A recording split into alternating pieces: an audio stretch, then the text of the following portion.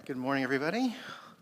Let me get this actually on. Okay, great. So thank you, Andrew, for teeing up my introduction perfectly, because I need to tell you guys something. This sermon is because of a 10th commandment violation. Specifically, thou shalt not covet your pastor's jury duty.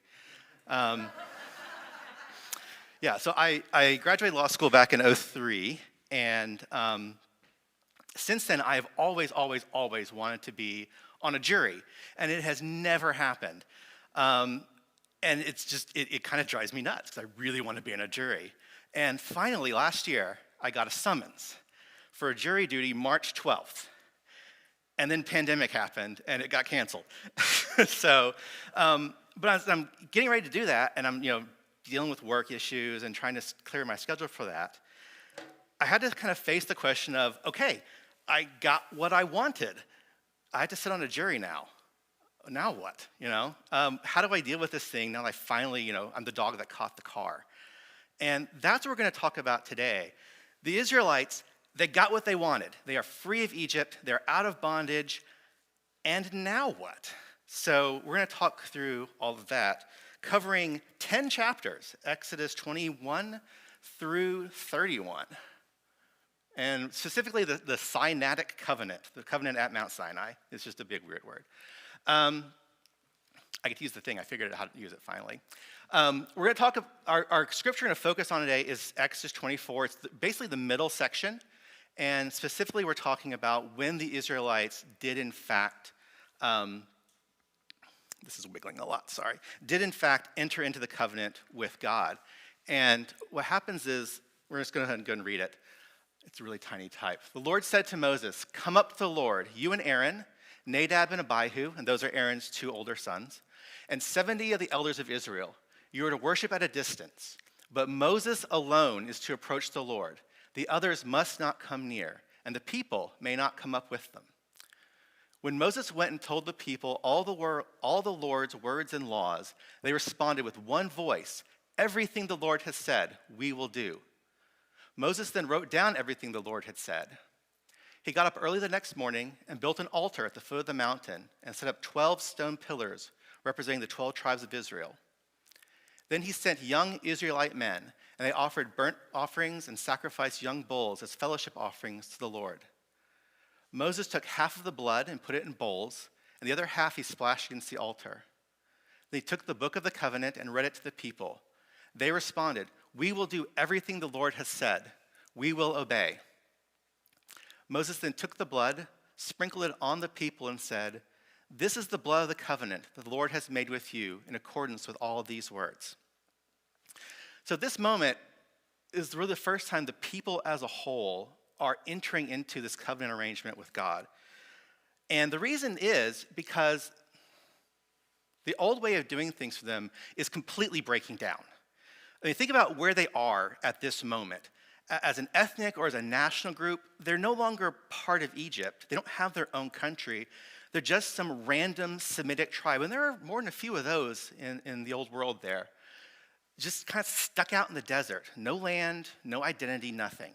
Culturally, Abraham was Sumerian, so they got some of that in there. They lived in Canaan for a while, they got some of that. They've been in Egypt for 400 years, a lot of that in there. Who knows what other influences have crept in. They don't really have a cultural identity at all. It's very confused. Religiously, a lot's gone on, They were people in bondage with their own God that maybe they're worshiping, maybe not. A lot of Egyptian influences. And then the 10 plagues and the Exodus and the Red Sea and all this stuff happened where God shows that he is supreme over the Egyptian gods. And then they do this crazy stuff. Go march the sea and get trapped. Okay, I'll get you out now. Go march way the wrong direction. Go south instead of north, down to some random mountain. A lot of stuff has gone on. What actually is their religious identity? And finally, logistically, the people of Israel, they had looted the Egyptians on the way out, but that wasn't a lot. They don't have food. They don't have water. They don't have means of getting crops. They have some livestock, but that's going to run out eventually too. At this point, they're completely reliant on God.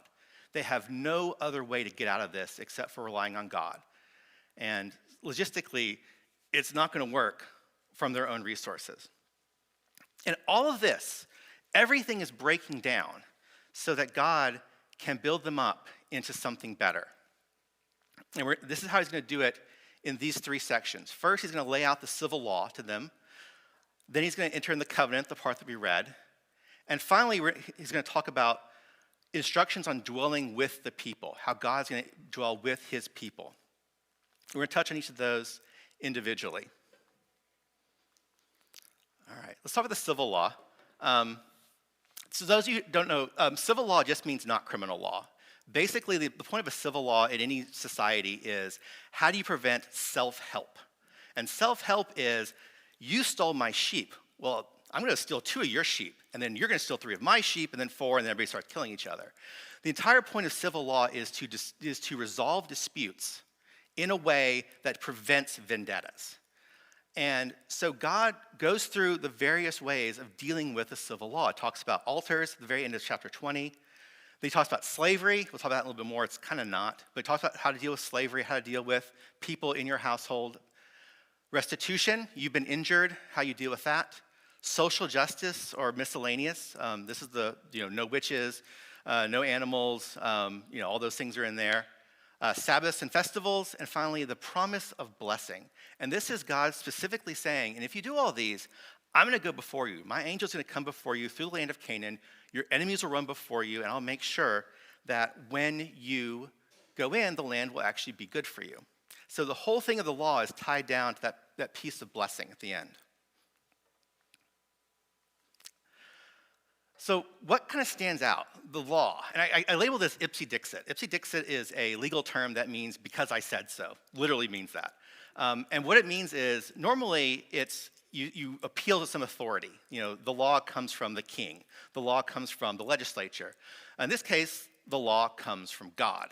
God is the source of how this works. So we're moving from King Pharaoh is in charge, or guy with authority, Moses is in charge, and he has his little deputies, to God is directly handing down law, moving into theocracy.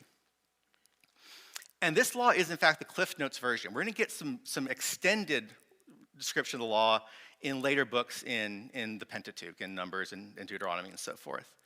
What we're really getting here is a set of what we call in legal terms precedents. And a precedent is a decision you can use to make another decision later. So a really good example, oh gosh, so many good examples. Marbury versus Madison, that's an easy one for me. Early decision in the United States, and what that basically means is the Supreme Court gave itself the ability to say, nope, that's unconstitutional, you can't do that. And now every time something comes through and the court says, nope, that's unconstitutional, you can't do that, they cite to that precedent, to Marbury versus Madison. And it's the same thing here. Whenever one of the elders or Moses or one of his deputies that he appointed is settling a dispute, they'll say, okay, so your sheep got loose and trampled that guy. Okay, because of this law where if your bull gores somebody, you owe X amount of money, you owe X amount of money, that precedent. And that's what he's doing. He's setting out how to make this work. And we'll get some more detailed laws later. The other thing that we see is that God's law is very different than the law of the time. And what it does is it's about the people, not the power. And we saw that in the Exodus story. We saw Pharaoh was like, I want to keep these people under control. They're all slaves now. I want them some more control. I'm going to change their working conditions. He can just do that because he's the king. But what's going on with this law is that the people in power, their power is restrained. If you're the owner of a slave, you can't just be like, yeah, your property, I don't care about you. Your livestock that talks. No, if your slave gets injured and you did it, you set them free because that's fair, because they're a person. They're not just livestock that talks. And that's very different. And actually, I'm going to use the examples of what called chattel slavery, ancient slavery, and then the system here. As you may have noticed, I'm a white guy, and we are in 21st century America, so this is now a fraught topic. But our example of chattel slavery is the American slavery system pre-Civil War. And that system was extremely brutal because it was extremely tied up in, we really, really don't want a slave rebellion. That was one of the driving factors driving that entire system. So it was very brutal. People were unable to run away easily because they were black, and most people were white, hard to mix into the population. And so you had to do a number of things to make that work. It was really all about, I need labor. That job will probably kill you because tobacco, cotton, and sugarcane were extremely hard work, and I need to keep you from running away. So I'm going to be extremely brutal as a slave owner. That's the American system as it ended up right before the Civil War. Ancient slavery is different. Say Rome, Greece, Egypt. That's more about you have a certain social status. You are a slave. You can be a very powerful slave. Joseph was the head of the country. He was probably still Pharaoh's slave. Certainly had the household in Potiphar's house. And you're part of the household. You're an extremely low status member of the household, but you're actually part of the household, and the master really does have obligations to you. And we see that in the story of the prodigal son. When the prodigal son gets to his lowest point, and he's like, I'm going to go back, and I'll just be one of my father's hired hands. Hired hand, a free man, is actually lower status than slave, because you don't owe anything to a free man. You just pay him his wages. A slave you have to take care of, even if they're a very low status member. So it's a little different. The other thing is with ancient slavery, they tended to be either debt slaves, they sold themselves to pay a debt, prisoners, chain gang basically, pirates happened a lot actually, and especially prisoners of war, people or soldiers captured and brought back as slaves. It wasn't the literally racist version that we had in the United States. But what's Israel doing at this point? What's the Exodus law talking about? You're not really a slave. You're really more an indenture.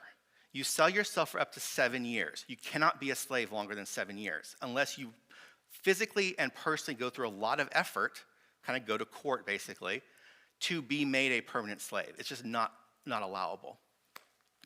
And like we said earlier, the owner's power was sharply limited. In ancient times, if you killed a slave, sorry, happens. Sorry, here's a little bit of money maybe. In Israel, if you kill a slave, you owe a lot. It's a big deal. If your bull gets loose and it gores a slave, you owe 30 pieces of silver, which is a fair amount of money. And if you mistreat your own slave, they get their freedom. You can't just throw them out either. So the system that we set up in Exodus, while it is slavery technically, is really more of an indenture system, and it's really more humane than what was around at the time and what we think of in 21st century America as slavery. And finally, the whole law is tied to the conquest of Canaan. As we know, in about 40 years or so, they're going to go into the land, and God's going to go before them and help them to win all these battles. And at this point, what God is saying at the very end of the law is, if you do this, I'm on your side. I will send my angel ahead of you who will fight for you. I will make sure the land is taken care of, and you don't just wipe everybody out, and then it all goes wild, and you have to deal with that whole mess. God is saying, if you do this, it's going to be a specific, very ideal system of taking over the land of Canaan. So it's a really, really good deal for the Israelites. And following the law is tied specifically to the conquest. So what are our takeaways from this? Number one, God's changing the kind of people they are. Remember, culturally, more than anything else, they're probably Egyptians. They're probably people who are used to being a superpower, who go off and just do war all the time. The Egyptians did. When they lose, they lie about what a great victory it was. The Egyptians definitely did that. And they have no problem killing lots of people. I mean, the joke, you can accomplish anything with time and energy and a bottomless pool of manpower.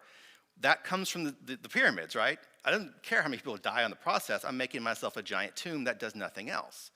And we're changing now to a system where it's about being humane and about being equal people. Everyone's a person.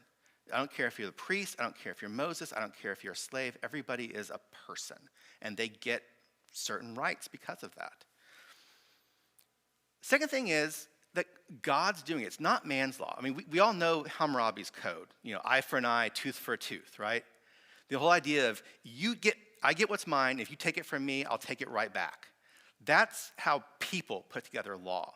And in fact, if you look at, say, the United States law, we have an entire body of exactly how you're wrong and I'm right. Or you go and you argue that you're wrong and I'm wrong and you're right. In all the situations, I'm right, by the way. And the other problem is, with man's law, you spend a ton of time foolproofing it, or really clever person proofing it. There are so many pieces of the law that basically are baked around, what if a smart person twists this just enough to exploit a loophole? But with God's law, it's very simple. It's very hard to exploit that way. It's a really, really different way of looking at people and how they relate to the government. And finally, the cost of obedience, the cost is you get a blessing. God says, okay, I'm going to make you follow my law. If you do, angels will fight for you to give you your own country. That's a pretty good deal, right? With me, my cost of obeying the law here in America is I don't need to go and start a vendetta with people. I don't need to go and steal things that they stole from me. That's an actual cost. With God, the cost is a benefit. So it's a very, very different way of doing things. And again, we're changing the people from quasi-Egyptians into God's people. Oh no, hit the wrong button. So the next section is the covenant. This is a great picture, by the way. I really like this one. So Moses talks to the law, and then they enter in this covenant moment. It's a very little interlude in the middle of this chapter, the middle of this section. Moses, Aaron, Nadab, and Abihu, and again, Nadab and Abihu are Aaron's older sons, plus 70 of the elders, they go up and they worship God. And what actually happens is they go up and they see God, or at least kind of. They see what they talk about as being sapphire beneath God's feet. We think it might be the glassy sea from Revelation. And they have this vision of God. They don't even talk about it. They're so reverent. And then they actually share a meal in God's presence, this moment of fellowship between the elders representing the people and between God. It's this really, I don't want to say magical, but this really potent moment where the people represented by their elders actually get into fellowship with God, and they actually get to see him at least a little tiny bit. And then what happens is Moses, they enter the covenant. Moses and the people together enter the covenant with God. Moses speaks what God has said, and the people all agree. Then Moses writes it down, he reads it. Once it's written down, it's clear. You can always misremember something that was spoken. Written down, and the people all agree again with one voice, complete unanimity. And then they enter into the covenant with sacrifice and with blood. They sacrifice animals, and they spread blood on the altar and on the covenant. And then Moses goes up. He leaves Aaron and Hur. We have no idea who Hur is. He's just a guy. Leaves them in charge. He goes up on the mountain. He waits 7 days, and God comes down the mountain in fire and smoke, and I think kind of sanctifies the mountain for his presence. And then he calls in Moses, come into the smoke. Come in and we'll talk together. And Moses is up there for 40 days. And it's this really, really exciting moment where the people who have left Egypt, who have nothing, totally reliant on God, God says, okay, here's your rules. Okay, here's how I get in your land. Okay, here's your agreement with me. Now come on in and let's have a discussion about things. It's this really, really nice moment. So what stands out here is, number one, the covenant is sealed by an agreement. And what by that I mean is nobody's forced into this. Obviously God has done great things for you, and he has saved you, and he's brought you out the mountain, and you don't eat if he doesn't want you to. But still, they all agree. Entering the covenant is completely voluntary. But did they really know what they were getting into? I mean, think about the entire history of Israel, from the Exodus through Jesus' time, with the Babylonian captivity and the judges and Saul and the divided kingdom and that entire cycle of apostasy and finally repentance and redemption. Did the Israelites really know they were getting into that? I don't think they really did. But they entered into this open agreement with God where you be our God and we will obey your laws. And if at the end of the day the Israelites didn't fulfill their end of the bargain, they didn't obey the laws, they voluntarily entered this agreement. But the thing about this is it's a special relationship with God. Is the Israelites are going in to be God's people who brought them out of slavery, and now he's theirs and they are his. And contrast this with, say, the Egyptians, the system they know best. The Egyptian gods kind of don't deal with you a whole lot. They exist. You die, you're judged, and you go the Egyptian hell or not. And that's kind of it as far as interacting with the gods. But with the Israelites, God has interacted with them. God has gone to bat for them multiple times. And he has humbled the Egyptian superpower. He has literally split the Red Sea, the biggest body of water they probably know about, except maybe the Mediterranean, just split it open for them to walk across to safety, and then killed the Egyptian army on the back end of that. He's fed them every day for some length of time, and now they are staring at the mountain where God is raining down fire and smoke in his presence. It's kind of hard to, think of God as an Egyptian thing. He just kind of shows up at the very end there. No, he's right there. Second thing is talking about the blood sealing the covenant. We see this every time the covenant gets kind of entered into. We see this with the sacrifices of the temple. Blood is so important because of the importance of sacrifice and pointing forward toward Jesus. You have to have blood to seal the covenant. And we see that here. Yes. Next thing is Nadab and Abihu and the Israelites. I mentioned them a couple times because Nadab and Abihu show up twice, really. They show up here, and they show up when God kills them for committing really bad blasphemy a couple chapters from now. That's it. That's kind of their contribution to the Bible. And I want to point this out because they're brought in specifically and specially. God says, bring Aaron, bring 70 elders, and bring those two guys and come up and worship. Even though in maybe a month, the timeline's a little fuzzy, they are going to sin so badly that God strikes them down immediately. And it's kind of a weird thing when you think about it, until you realize that what's going on is God is treating them like people. God is saying that, I know you're going to sin, but right now, you're Aaron's children. Right now, you are the number 2 and 3 priests of the entire nation. That's going to happen. And you need to be there because that is your current position. If you sin in the future, okay, that's the future. Same thing with the Israelites. I assume the next sermon is the golden calf. 40 days from this moment, the Israelites are going to be in big trouble because of the golden calf. But God brings them in, and he representatively, through the elders, has a fellowship meal with them. So again, the future is the future. Right now, God's going to treat you well, even though in the future, you may not do things well. And finally, we talk about there's some areas that are too holy for the people. And I want to really dig into this in the next section, so just put a pin in that. We'll come back to it in just a second. All right. So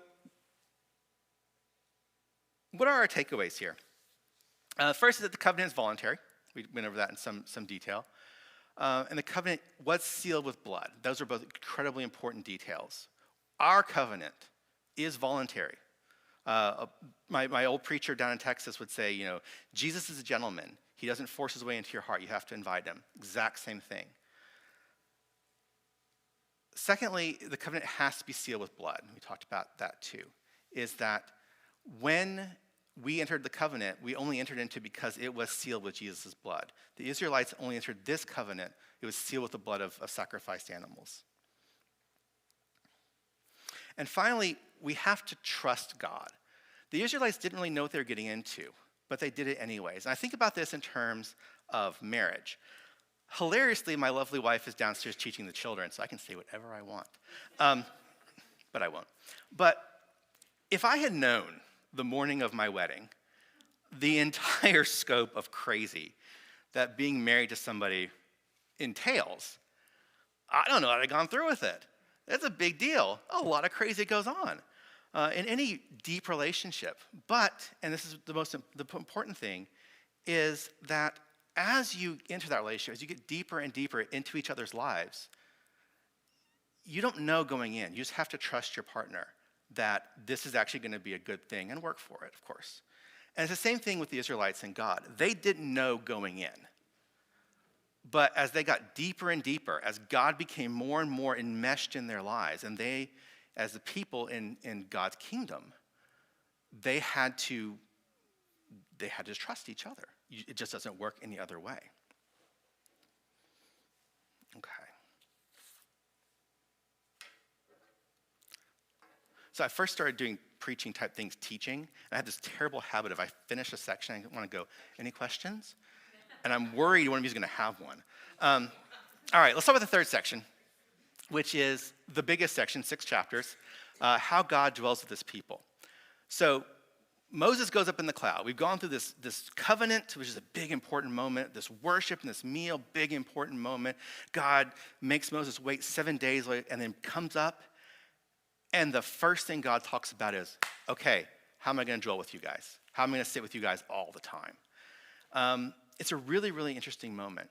And God talks through a bunch of different things. The Ark of the Covenant, the tabernacle and all the things that go with it, the showbread table, the menorah, the altar, the priestly garments and how they're going to be consecrated, so how the priests are going to interact with, and kind of how it's going to be done. We talk about what I call the fundraising section, where people donate things to the tabernacle, and Aholiab and Bezalel, who are the 2 workmen that we'll talk about in some detail in a second. God spends 6 chapters going through all of this material. This is obviously the first thing and the thing in detail he wants to talk about. Oh yeah, and at the end, God directly writes the law on some tablets and hands it to Moses. 1 sentence, literally. So it's kind of interesting, God's priorities there. Lots of time on the tabernacle, on the priests, and on the altar and sacrifices. And oh yeah, God's going to directly give people his word. So what is his plan? How is God going to dwell with his people? He does cover it first. It is his top priority, and it's right after the covenant is entered into. I mean, think about it this way. It's like you go into work your first day, and you do all the HR stuff. That's no fun. But if you go into work the first day and it's like, okay, here's your big project, you're working on it right now, here's 2 hours of briefings on it, that's kind of what's going on, is God's like, you're in, we're covenanted, let's get to work. God also goes into extremely great detail. One of the really funny things about this particular passage is multiple times God says, okay, you're going to make the tabernacle, it's going to be such and such long, such and such wide, as I showed you. God apparently had like PowerPoint or something going on. There's plans, and Moses physically sees what this is supposed to look like, which is also kind of interesting, that God is not just giving direct instructions, he's giving as much information as he can to make sure this thing works. Secondly, there's increasing levels of holiness that we talk about with the tabernacle. So I actually probably should have a diagram myself in my PowerPoint. That might be blasphemous in this context. But what we're talking about is there's the world. Everything exists, right?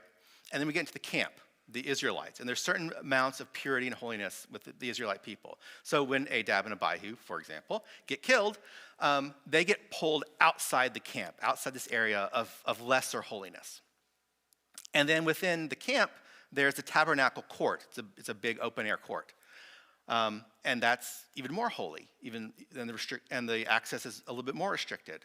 And then inside of that, you have the tabernacle itself and the holy place, where the showbread table and the menorah and the incense are, and that's even more holy. Only the priest can go in there every day. He has to go in twice a day to do some incense and trimming lamps. And then finally, there's the most holy place, the Holy of Holies, inside of the tabernacle. Only one person, the high priest, can ever go in once a year because he has to make atonement for the sins of the people. You kind of get the idea that if that didn't have to happen, no one would be allowed in at all.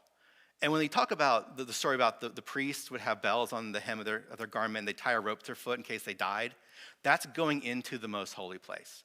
Because if the guy dies, you can't send somebody else in after them. Only one person gets to go in, and he's on the ground there. So the idea is that as we get closer and closer and closer to God, because in the most holy place is the Ark of the Covenant, and on the Ark of the Covenant is the lid with the mercy seat, and right there is where God is. As we get closer and closer and closer to God, access becomes more and more and more restricted. The world, the people kind of, that to be ritually clean. The priests, just the high priest very infrequently. And that's kind of an interesting detail, which we'll come back to in a minute. The last thing is God does provide supernatural abilities to his workers. This is a Aholiab and Bezalel. I did say earlier, Hur is some guy. Hur is also Bezalel's grandfather. That is literally all we know about the guy.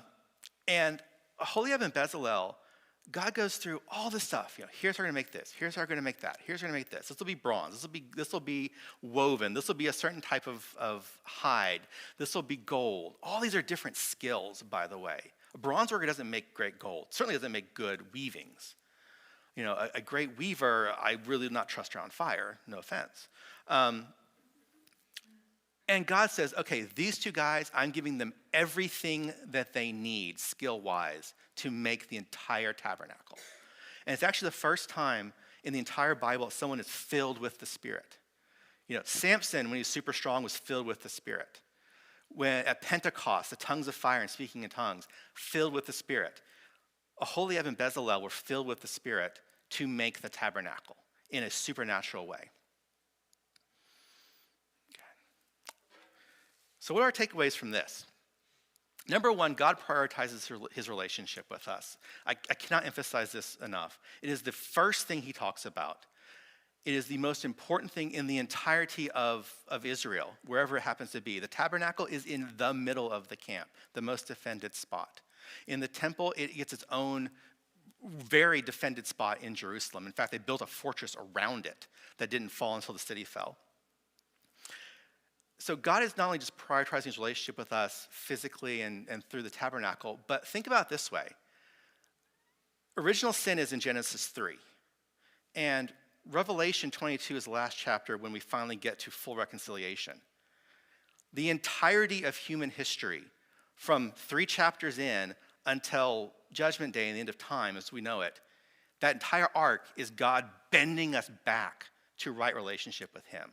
That's how important his relationship is everything we know and will know, have any clue about it all, in time, space, history, is God pushing and pushing and pushing us back into right relationship. It's that important to him. Second, we're called to be people who use God's gifts to do his work. When God needed a tabernacle, he made sure there were people, to the point of actual miracle, who could do the work.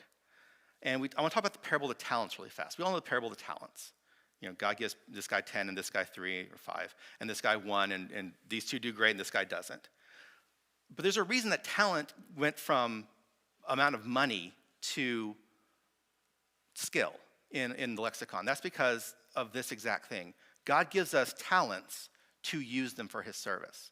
And if we need it, he will give it to us somewhere or the other. And the last thing is that if people have changed, God has removed barriers between him and us. So let's go back to the idea of increasing levels of holiness in the tabernacle and on the mountain. There's this holiness gap between us and God. And as we look at human history, we look at the Bible, we see it getting smaller and smaller and smaller, just like this type. If you can't read it, first start with the patriarchs, Abraham, Jacob, those guys. God comes and he talks to you. You can't go to God.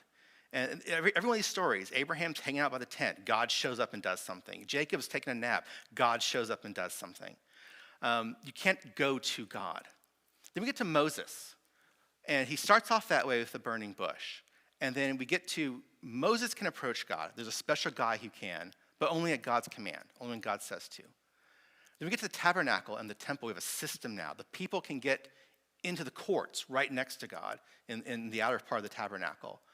But only the priests can really approach the holy places, and only because they're representatives. Not because they are holy, because their office is holy. And then we get to Jesus. And anyone can approach God because Jesus is our eternal high priest. So as long as we're working through him, we can get to God. And the curtain of the temple was torn, symbolically showing all that. And then finally, in eternity, we know from Revelation, the saints are directly in the presence of God. So finally, we close the holiness gap from Abraham, who could do things when God showed up and that was it, to finally, in eternity, we will be directly in the presence of God again. That was 10 chapters. Let's have some final thoughts. Okay, before we do that, by the way, you could do multiple sermons on any one of these topics. So this obviously was a very broad overview. We danced over some really, really fun things. Some of the tabernacle stuff is really intriguing, but this is going to be more general. So what's our final thoughts? Number one, God is changing us into something better. And like we said earlier, the entire arc of human history, a lot of effort. God literally died for us to make this happen. So that's the first thing to think about is how much God is doing to change us individually and as a people for the better. Second is the covenant relationship is voluntary. None of us had to do it. The Israelites didn't have to do it. You know, Bob of the tribe of Simeon could have walked off at that point. He didn't, but he could have. But it does require trust. Just like the marriage example, the relationship gets deeper. And as the relationship gets deeper, it gets better. But you just don't know going in what you're going to get necessarily. And finally, the last thing is that God has a careful and deliberate plan for each of us. I use deliberate very intentionally. Deliberate means that there's a specific set of steps that, cause and effect, and you have to do A to get to B to get to C. And we see that in the promise of the conquest. God says, I'm going to send you in, we're going to kill your enemies, but we're going to do it slow so the land is fertile and useful for you. I have a very deliberate plan. And right now downstairs, the kids are on the last lesson of this unit, which is all about following God's plan. And that is the last thing that we want to think about as well, is there is a plan. In this relationship, how God is changing us for the better, there is a plan, and to a wonderful endpoint, one that we may not even quite realize yet, but it's there. And all we have to do is discern it and then follow it. All right. I'm not sure. Excellent. So let's go ahead and wrap up with a prayer, and then we will move on to the rest of the service. Gracious Heavenly Father, thank you for the chance to come up and speak. Thank you for the chance to talk about the covenant and all the different ways that it interacts with us, the tabernacle, and the example you gave to us in these chapters. Lord, we just ask that you show us your plan, show us the ways in which you are bending us towards the good outcome that you have in mind for us. Especially ask that you be with us as we get into the Christmas season, which gets a little crazy for everybody. Just help us to keep our eyes fixed firmly on you. Hear me pray. Amen.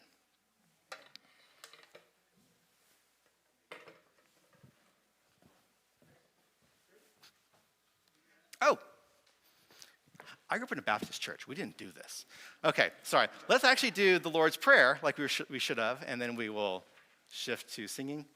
Okay, I have to ask now. Okay, our Father in heaven, hallowed be your name. Your kingdom come, your will be done, on earth as it is in heaven. Give us today our daily bread.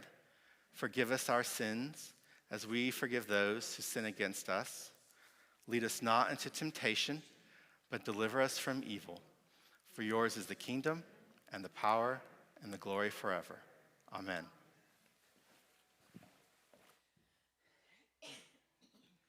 Thank you, Chris. I'd like to invite you to stand, and we're going to sing Lead On, O King Eternal as our closing hymn.